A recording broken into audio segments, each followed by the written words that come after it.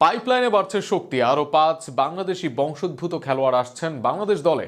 এর মাঝে আছেন সুলিভান ব্রাদার্সের মতো খেলোয়াড়। এছাড়া ইউরোপের এক দেশের প্রথম বিভাগে খেলা একজনের সাথেও আলাপের ব্যাপারে শোনা গেছে। এমন আলাপের কথা জানান বাফুফের সাধারণ সম্পাদক ফাহাদ করিম নিজেই। আগামী দিনে এই ফুটবলাররা আসলে পাইপলাইন যে সমৃদ্ধ হবে বাংলাদেশের, তাতে কোনো সন্দেহ নেই। সব মিলিয়ে আলোচনায় থাকা 5 প্রবাসী ফুটবলার নিয়ে বিস্তারিত থাকছে প্রতিবেদনে।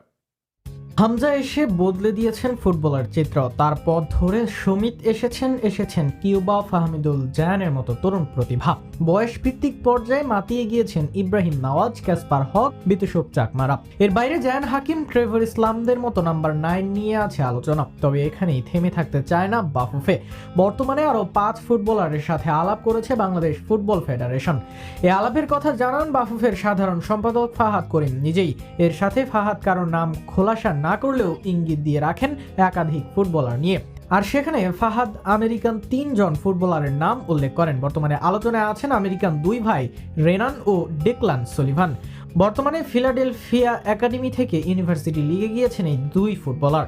সুলিভান 2 ভাই আগে থেকেই বাংলাদেশের হয়ে খেলতে আগ্রহী। এবার তাদের আনার ব্যাপারে চূড়ান্ত কাজ করছে বাফুফে। অপরদিকে তৃতীয় নাম স্ট্রাইকার ট্রেভর ইসলামকে নিয়ে ছিল অনেক প্রশ্ন। তবে সেখানে ফাহাম করিম নিজেই জানিয়ে দেন এই তালিকায় নেই ট্রেভরের নাম। আর সেখানে এই তৃতীয় ব্যক্তি নিয়ে ধোঁয়াশা থাকলেও অনেকটা ধারণা করা যায় জায়ান সুলিভানদের মতো আমেরিকান ইউনিভার্সিটি লিগের অংশ এই খেলোয়াড়। এর বাইরে এই তালিকায় আছেন 2 জন ইউরোপিয়ান খেলোয়াড়। তাদের নামও বলা হয়নি ফাহাম করিমের পক্ষ থেকে। তবে বলা হয়েছে একজন খেলেন ইউরোপের একটা দেশের প্রথম স্তরে, আর সেখানে সম্ভাব্য নাম হিসেবে ধরা হচ্ছে নিলয় ভ্যান্ডার প্লাইটকে। ইউরোপের দেশ নেদারল্যান্ডস এর প্রথম সারির ক্লাবের বয়স ভিত্তিক দলে খেলেন এই ডিফেন্ডার। ডিফেন্সের সাথে মাঝ মাঠে খেলতেও পারদর্শী এই তারকা। অপরদিকে আরেকজন ইউরোপিয়ান হিসেবে ধারণা করা হচ্ছে আলমাস আয়নকে।